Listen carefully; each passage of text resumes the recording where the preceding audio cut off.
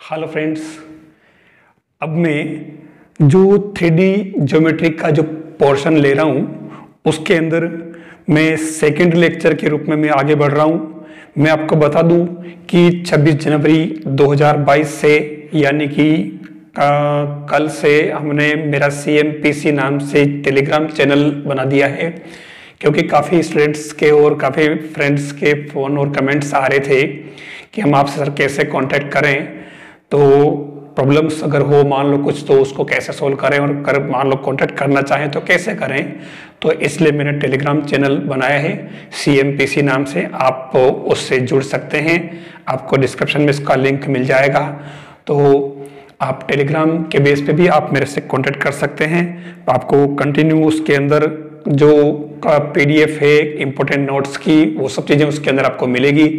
आप उससे पूरा फायदा ले सकते हैं। आपको मैक्सिमम कंटेंट जो मैं लेक्चर यहाँ डाल रहा हूँ उसके साथ साथ में आपको मैक्सिमम कंटेंट की PDF आपको वहाँ उसके अंदर मिलती रहेगी। तो आप टेलीग्राम चैनल को जरूर ज्वाइन करें, आपको इससे जरूर फायदा होगा।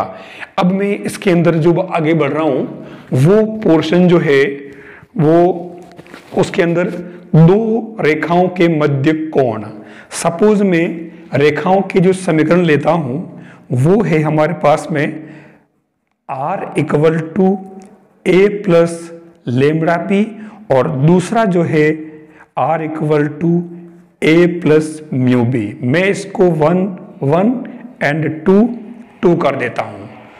तो यहां ये दो रेखाएं होगी, उनके बीच का कोण चाहिए आपको।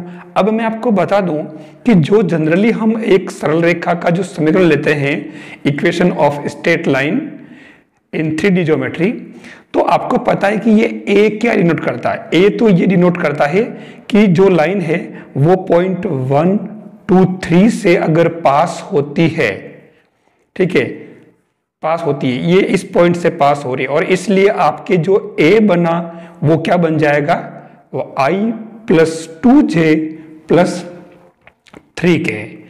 और B जो है, अब ये B क्या है आपको बता दो, B जो है वो बताता है डायरेक्शन को, इस लाइन की डायरेक्शन को शो करता है। एक तरह से B को हम दिक् अनुपात या DR डायरेक्शन रेशियो के रूप में इसको रिप्रेजेंट करेंगे। तो ये दिशा को बता रहा है, और हमारे यहाँ दो रेखाओं के बीच कोण की बात कर रहा है। तो इसके अंदर पक्की बात कि A1 और A2 का कोई रोल नहीं होगा। यहाँ जो दोनों वेक्टर डायरेक्शन को बता रहे हैं हम उसी से डायरेक्शन का पता लगाएंगे। तो इसके लिए अगर मान लो इन लाइन के बीच का एंगल जो है, जैसे B1 और ये B2 और इनके बीच का अगर एंगल थीटा है, तो उस केस में हम इसको cos theta equal to B1 dot B2 upon mod of B1 mod of B2 से रिप्रेजेंट करेंगे।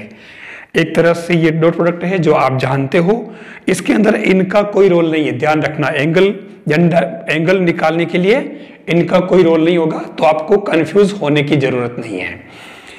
अगर ये लाइन कार्टेशियन फॉर्म में होती, ठीक है, तो हम इसको कैसे लिखते हैं वो लाइन। पहली बात तो ये जो पैटर्न हुआ फर्स्ट, ये आपके अपने इस फॉर्म में हुआ, वेक्टर फॉर्म में। दूसरा जो फॉर्म है, अगर लाइन L1 आपके x minus x1 upon A1, y minus y1 upon B1, z minus z1 upon C1, और दूसरी जो लाइन है वो x minus x2 upon A2, y minus y2 upon B2, z minus z2 upon C2। ये अपने किस form में है, ये तो आपके कार्टेशियन फॉर्म में था, कार्तीय रूप में, और सॉरी ये आपके वेक्टर फॉर्म में था, और ये आपके जो है वो कार्टेशियन फॉर्म में है।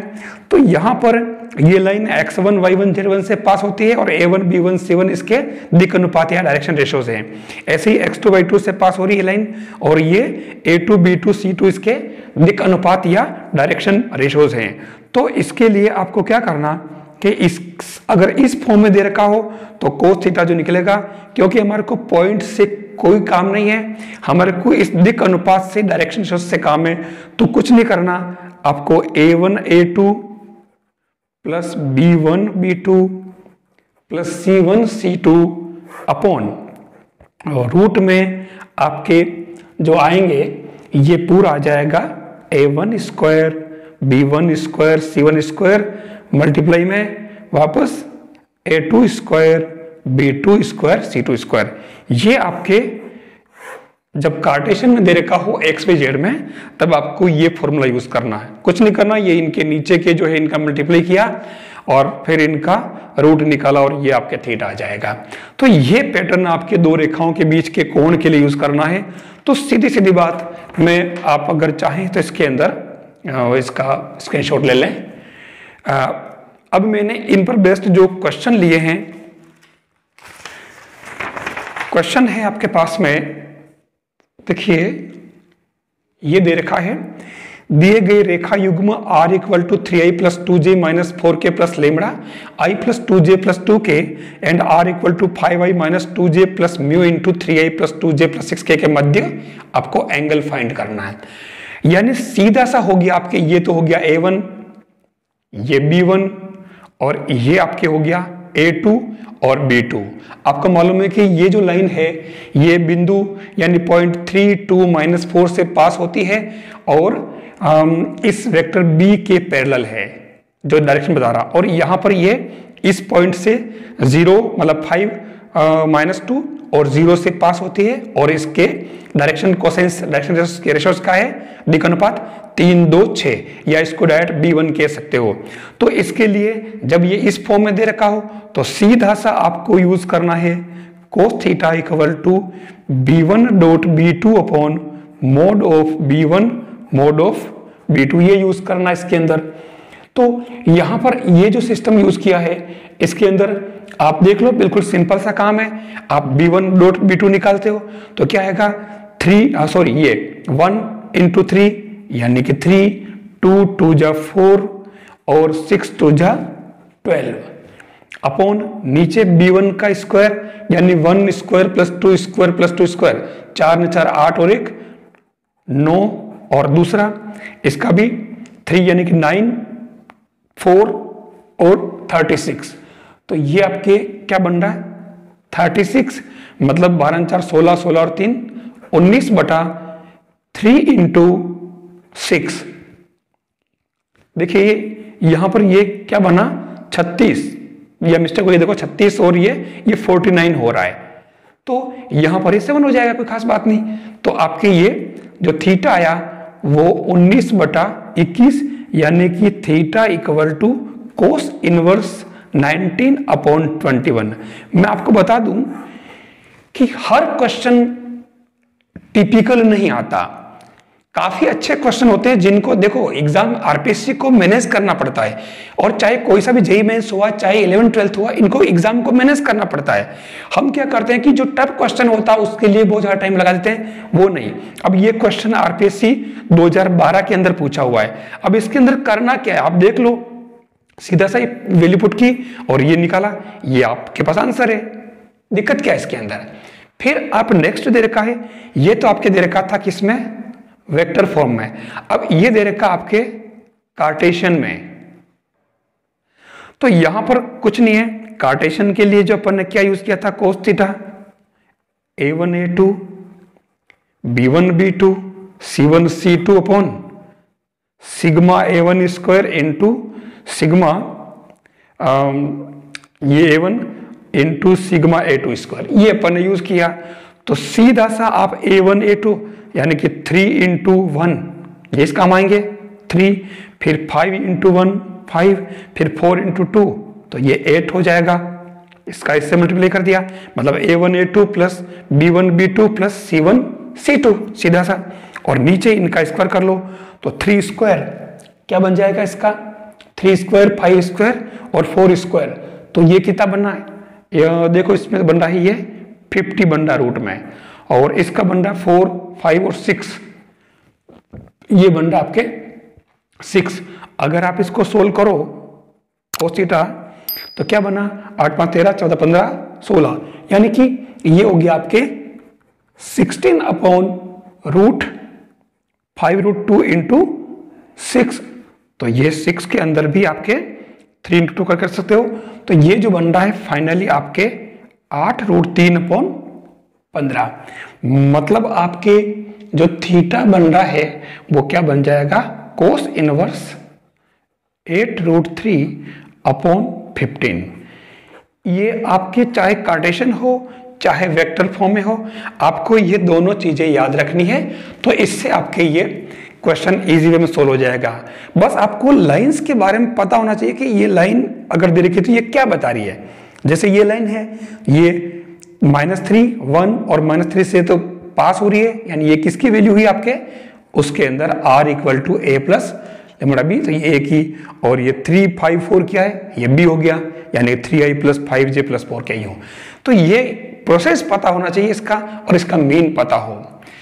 फिर हम चलते हैं नेक्स्ट जो है वो है मेजर पार्ट आ रहा है, दो रेखाओं के बीच न्यूनतम दूरी।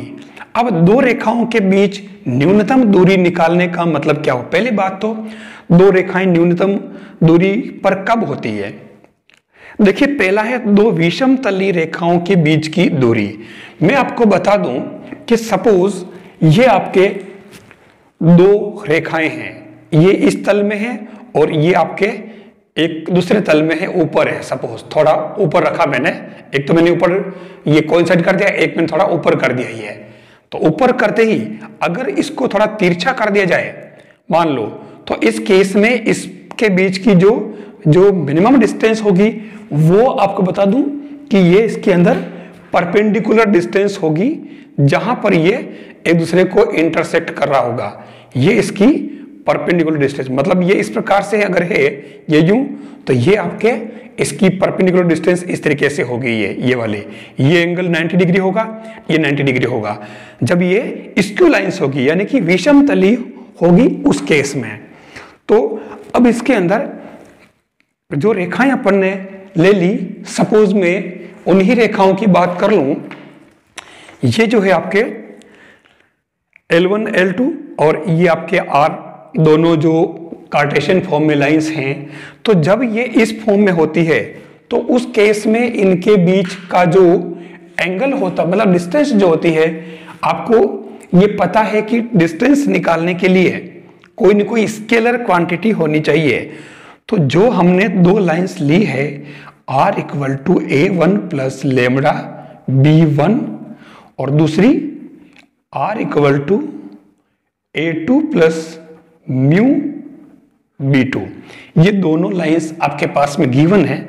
तो शॉर्टेस्ट डिस्टेंस जो होगी वो क्या होगी, आपको पता होगा b1 cross b2 upon mod of b1 cross b2। ये साथ में लेकर के फिर इसका डॉट प्रोडक्ट करना है आपको a2 - a1 के साथ में।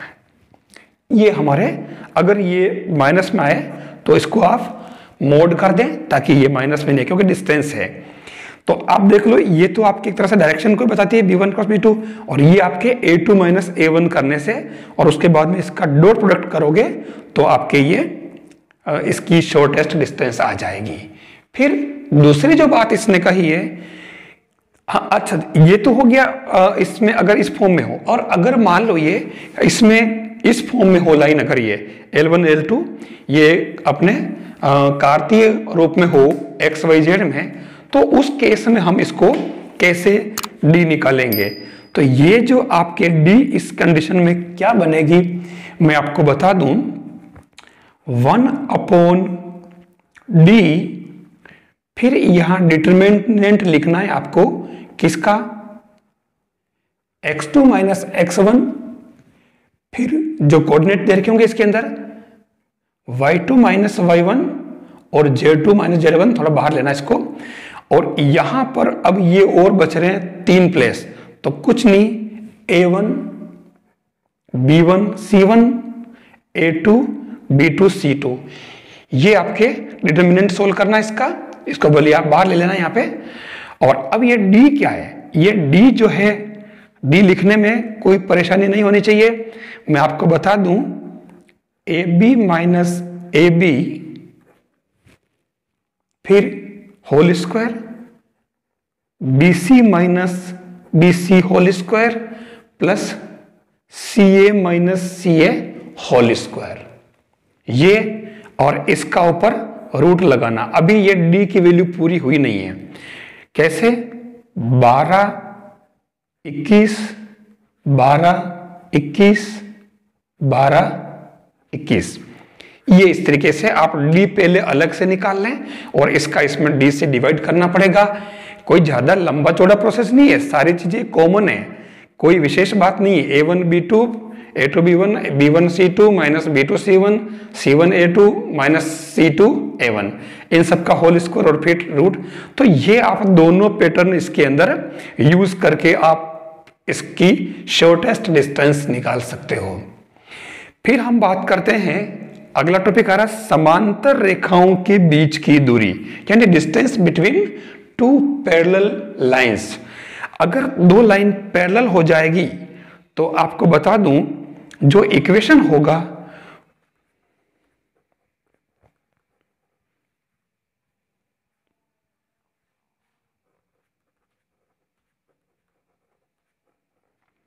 वन टू, ठीक है, और यहां पर जो है अगर वो पैरेलल है तो यहां दोनों सेम रहेगी, ये बी दोनों में सेम हो, क्योंकि मैंने बताया था कि बी जो है वो डायरेक्शन को रिप्रेजेंट करता है। तो डायरेक्शन को रिप्रेजेंट करता है तो फिर ये बी जब पैरेलल है तो B1 और B2 अलग अलग कैसे हो सकते हैं, ये दोनों सेम होंगे।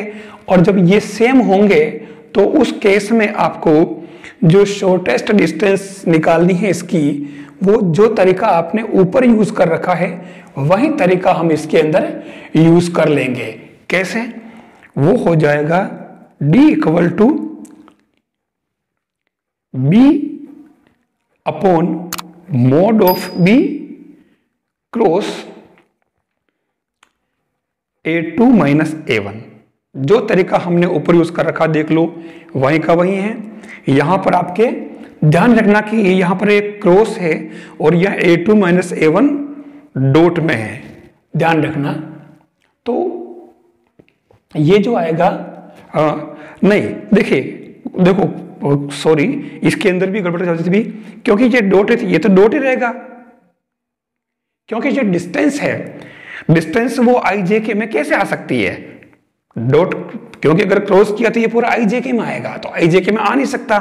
तो बस फर्क क्या है, खाली ये जो पोर्शन था ये बार सिंगल लिख दिया और इसको खाली डॉट कर दिया, यानी इसको आप mod B upon mod of B dot A2 minus A1 से इसको याद करके आप रखें। तो ये हमारा इसका मेन पार्ट था, दोनों ही आप आराम से कर सकते हो। ये जो सिस्टम है इसके अंदर कहीं कोई परेशानी वाली बात नहीं, इजी वे में आप इसको सोल्व कर सकते हो। अब मैंने इसके अंदर दो क्वेश्चन भी ले रखे हैं इसके अंदर एग्जाम्पल के तौर पर। देखिए पहला जो क्वेश्चन दे रखा है वो I plus J plus lambda into 2I plus के, और दूसरा R इक्वल टू, ये आप मतलब ये तो होगी आपके A1 B1 A2 और B2। तो सीधा सट आपके ये जो आ रहा है इसके अंदर आप क्या लेंगे, इसके अंदर यहां I प्लस जे है इसके अंदर और 2I माइनस जे प्लस के, और यह 2 1 और माइनस 1।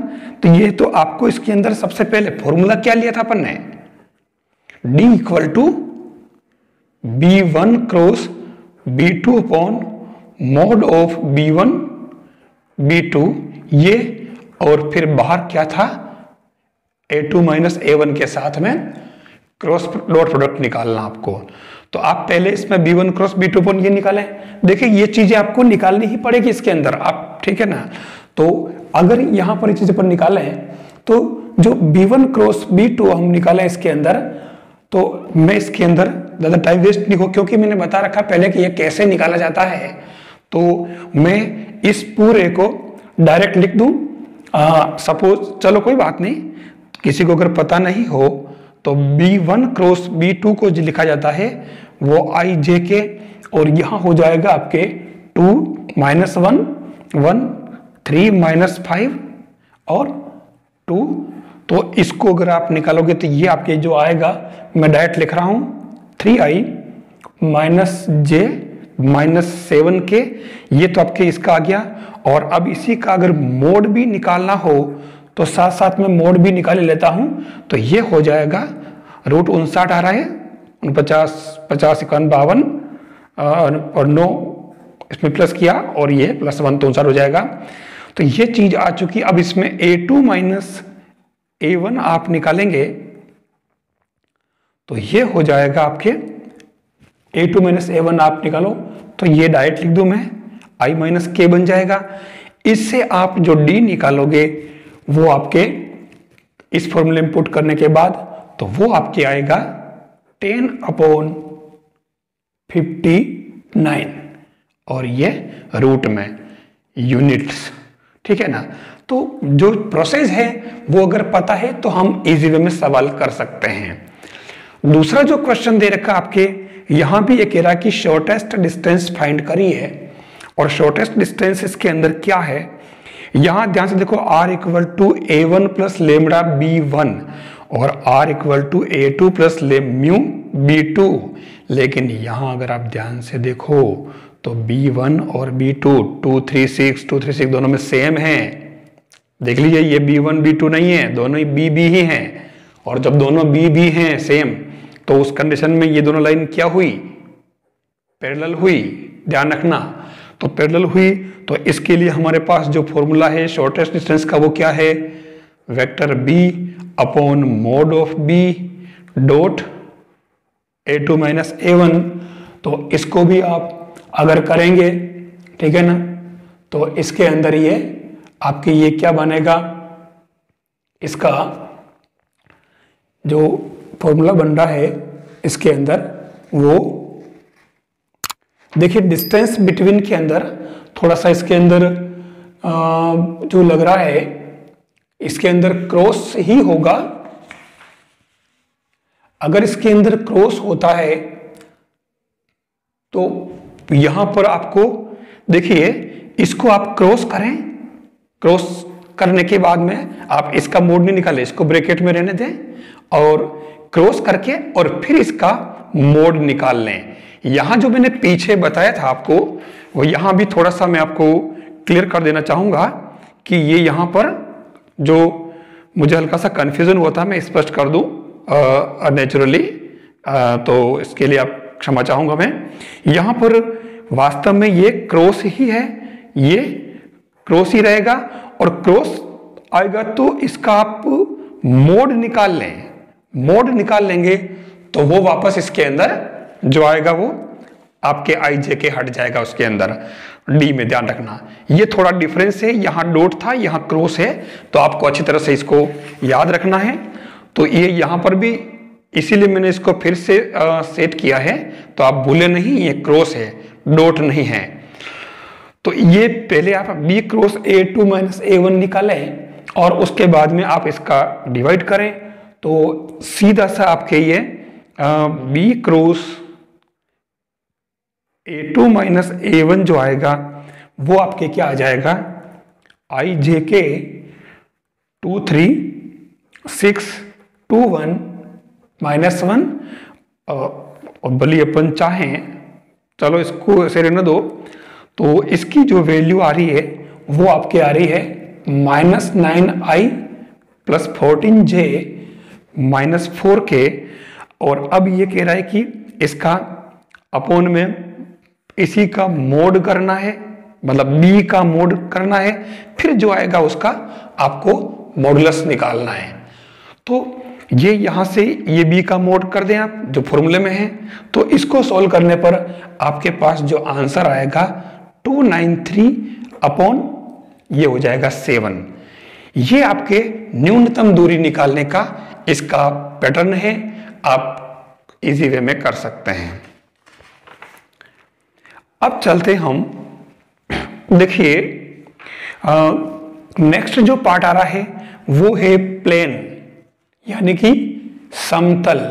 अब समतल की बात हम करें, ठीक है ना, तो समतल में क्या कह रहा है, इसके अंदर जो अलग अलग कंडीशन बनती है, समतल अभिलंब रूप में समतल का समीकरण। तो अभिलंब रूप में अगर समतल के समीकरण की equation of a plane in normal form, और वो जो होता है वो हमारे पास में, मैं डायरेक्ट बता दूं, r dot n cap equal to d. ये आपको अभिलंब रूप में समतल के समीकरण को याद रखना है, ठीक है। यानी कि this is the vector form, इसको अपन वेक्टर फॉर्म, इसमें डी जो है वो परपेंडिकुलर डिस्टेंस है, इसको अपन मतलब ओरिजिन से इसकी डिस्टेंस से परपेंडिकुलर। और अगर हम इसको कार्टेशियन फॉर्म में लिखें आर को और एन को, तो वो भी बिल्कुल सिंपल काम है, क्योंकि हमारे पास आर भी है और ये जो एन कैप भी है।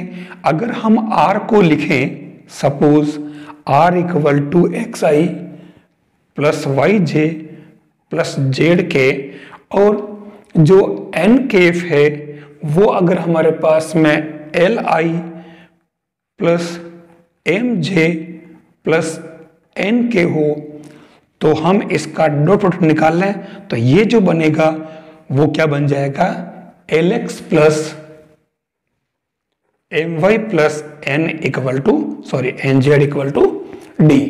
ये आपके कार्टेशियन फॉर्म में नॉर्मल, मतलब कार्टेशियन अभिलंब रूप में समतल का समीकरण, जिसमें वेक्टर फॉर्म और कार्टेशियन फॉर्म दोनों में हमारे ये नॉर्मल फॉर्म है, याद रखना आपको। तो ये इसके अंदर है, कोई मुश्किल काम नहीं है, सिंपल सा मामला है, आप कर सकते हो। अब इसने जैसे क्वेश्चन कहा है कि ये जो दे रखा है आपके, ये कह रहा है कि समतल 2x minus 3y plus 4z minus 6x0 की मूल बिंदु से दूरी ज्ञात कीजिए। अब कभी कभी क्या होता है कि हम बहुत ज्यादा ही वो होते हैं, तो इजी क्वेश्चन को भुला बैठते हैं। अब इसकी मूल बिंदु से जो दूरी है वो हम कैसे फाइंड करते हैं, आपको पता हो तो अपने 2D के अंदर जो लिखा था एक लाइन के लिए, वो लिखा था ax1 by1 plus c upon root में a1 square plus b1 square का मोड, ये हम निकालते थे, ठीक है ना। तो ये तो पॉइंट हमारे x p x1 y1 given हुआ था वहां। यहां इसने कह रहा है, इसने कहा कि ओरिजिन से निकालनी है 0 0 0 से, तो वो डिस्टेंस क्या हो जाएगी, आप x y z की जगह तो 0 0 बिठा दें, तो 0 माइनस 0 प्लस 0 माइनस 6, और अपॉन में हो जाएगा 2 स्क्वायर 3 स्क्वायर और 4 स्क्वायर और इसका मोड। तो ये क्या बन गया, 6 अपॉन 16 4 20 20 और 9 29। ये आपके जो है ओरिजिन से डिस्टेंस इसकी आ जाएगी। ये एक सिंपल सा पार्ट था, ठीक है। अब मैं आगे बढ़ता हूं। इसने एक बहुत ही अच्छा क्वेश्चन लिया है। इस क्वेश्चन को एग्जाम में अक्सर पूछा जाता है। पहले तो इसने पूछा था कि मूल बिंदु से दूरी ज्ञात कीजिए, और अब इसने दिया है मूल बिंदु से समतल 2x minus 3y plus 4z minus 6 पर डाले गए लंब के पाद के निर्देशांक ज्ञात करने हैं, यानी फुट के कोऑर्डिनेट, ठीक है ना, फुट के कोऑर्डिनेट्स फाइंड करने हैं। तो मतलब कैसे, जैसे ये आपके 3D स्ट्रक्चर है, सपोज इसको मैं x ले लूं, y ले लूं, z ले लूं। अब एक प्लेन ले लूं मैं इस तरीके से, सपोज ये प्लेन है और ये जो है P है, इसके कोऑर्डिनेट में x1 y1 z1 ले लूं, ठीक है, और से इसकी डिस्टेंस है। अब आपको बता दूं कि इसके जो कोऑर्डिनेट होंगे वो 0 0 0 होंगे। ठीक है, ध्यान से देखना। तो अब मैं एक काम कर दूं, डी आर्स ऑफ ओपी, जो ओपी लाइन है इसके डी आर्स क्या होंगे, वो होंगे x1 minus 0 y1 minus 0 z1 minus 0, मतलब x1 y1 z1 हो जाएगा। ये इसके दिक् अनुपात यानी कि ABC के मान हो गए। ठीक है ना। अब आपको पता है कि अगर हमारे पास जो नॉर्मल का इक्वेशन है वो है 2x minus 3y plus 4z equal to 6। अब इसको मैं अगर नॉर्मल फॉर्म में लिखूं, नॉर्मल फॉर्म में, तो क्या होगा, ये 2 upon root 29x minus 3 upon root 29y plus 4 upon root 29z equal to 6 upon root 29 बन जाएगा। ये इसका नॉर्मल फॉर्म बन जाएगा, यानी वही LX plus MY plus NZ। देखो ये L M N हो गए, ये L, ये M, ये N हो जाएगा। तो अब इसके अंदर आपको मालूम है कि जो डिसीज होते हैं, आपको मालूम होगा कि डिसीज प्रोपोर्शनल टू DRs समानुपाती होते हैं। तो मैं इसको ऐसे लिख सकता हूं कि x1 upon 2 upon root 29, y1 upon minus 3 upon root 29, z1 upon ये 4 अपॉन रूट 29 इक्वल टू में कोई कांस्टेंट आएगा, आपको पता है, तो k लिख दिया। तो इससे आपके x1 इक्वल टू क्या आ गया, 2 अपॉन रूट 29, y1 आ गया आपके मतलब k सहित, के भी क्योंकि इससे मल्टीप्लाई किया ना, ये minus 3k upon root 29, z1 equal to plus का 4k अपॉन रूट 29। ये आपके x1 y1 z1 आके, ये x1 y1 जो है वास्तव में इसके फुट के कोऑर्डिनेट हैं। ध्यान रखना, किसी बिंदु, मूल बिंदु से किसी समतल पर ही लिखा ना, मूल बिंदु से, तो ये मूल बिंदु और इसे ये समतल है, इस समतल पर जो लंब है परपेंडिकुलर, उसके पाद के कोऑर्डिनेट यानी कि फुट के। तो हमें x1 y1 z1 ही तो पूछा इसने, तो ये हमारे पास आ गया। ये वैल्यू आप इस प्लेन के अंदर पुट करें, तो इस प्लेन में पुट करते ही इससे आपके किसकी, k की वैल्यू आ जाएगी। तो उससे आपके जो k की वैल्यू आई वो आ गई 6 अपॉन रूट 29, और इससे आपके जो फुट के कोऑर्डिनेट बनेंगे, यहाँ k की वैल्यू पुट कर दें आप, तो ये क्या बन जाएगा आपके 12/29 माइनस का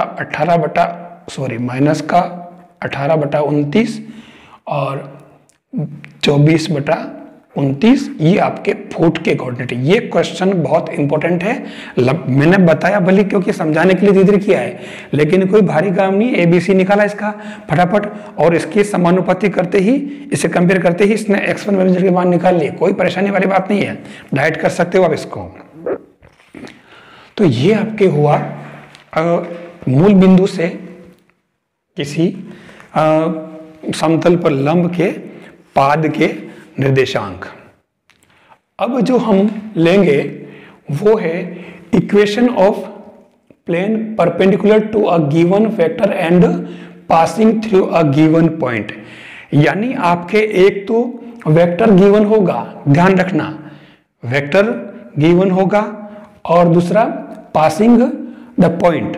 मतलब आपको अगर पता हो तो जो हम R लिखते हैं वो A प्लस लेमड़ा B लिखते हैं लाइन। ये A हमारे इसके अंदर पॉइंट को शो करता है, ठीक है, और B जो है वो डायरेक्शन को शो करता है। तो आपको क्या करना है कि यहां पर जो बनेगा वो बनेगा R डॉट, या इसको एक काम करें, क्योंकि R भी वेक्टर फॉर्म में है और ये भी है, तो इसको आप ऐसे नहीं लिख करके और डायरेक्ट लिख दें आप R minus A dot N। ये हमारा जो है इसको ऐसे लिखा और ये आपके हो जाएगा 0। यानी एक पॉइंट से पास हो रहा है given vector and passing through a given point. तो उस केस में आपको इसके अंदर पॉइंट तो हमारा ए हो गया और डायरेक्शन क्या हो गई एन। इसने बी को एन लिखा है, क्यों लिखा है? बी जनरल डायरेक्शन को शो करता है और एन भी एक डायरेक्शन को शो कर रहा है, तो फिर इसने एन से क्यों लिखा है? इस वर्ड के कारण। परपेंडिकुलर मतलब नॉर्मल। और उसके बाद में आप अगर ध्यान से देखो तो जो पॉइंट से पास हो रहा है, जैसे ए है, तो ये ए आपके क्या बताता है? ये i प्लस 2j प्लस 3 के एक पॉइंट को बताता है। तो एक तरह से ये एक वेक्टर बन गया और ये जो परपेंडिकुलर बता रहा है और दोनों के बीच में डॉट प्रोडक्ट क्या आ रहा है? 0। आपको पता है कि जब a डॉट भी 0 होता है तो दो वेक्टर परपेंडिकुलर होते हैं और इसलिए इसने इसको ऐसे लिखा। तो ये तो हुआ इसका वेक्टर फॉर्म। और कार्टेशियन फॉर्म में अगर लिखा जाए तो ये हो जाएगा a x minus x1 b y minus y1 c z minus z1 equal to 0। ये आपके डायरेक्ट ही क्वेश्चन बनता है इसका, वो आपको पॉइंट दे देगा और इसके अंदर ये जो कैपिटल ए बी सी क्या आपके, ये कैपिटल ए बी सी आपके n equal to A I plus B J plus C K, ये जो वेक्टर है आपके गिवन है। ये एक तरह से सेगमेंट है इसके, ध्यान रखना, प्लेन के एक्स वाई और एक्स जेड एक्सेस पर इंटरसेक्टेड सेगमेंट है ए बी सी के। तो ये भी आपको गिवन होगा। जब ये दोनों गिवन होते हैं तो आप इसके अंदर वैल्यू पुट करके और क्वेश्चन कर सकते हो।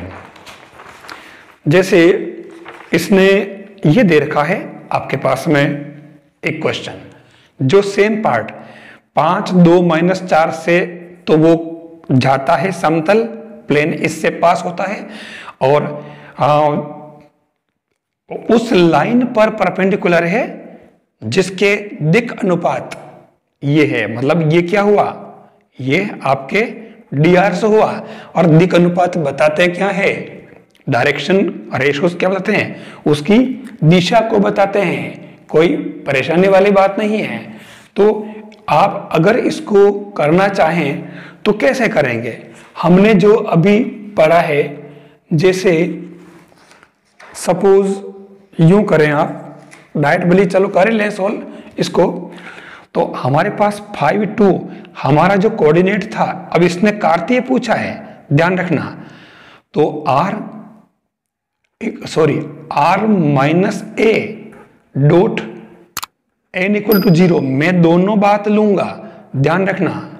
ये r minus a dot n equal to 0, ठीक है ना। तो यहां पर अगर इस फॉर्म में यूज करता है ये, ठीक है।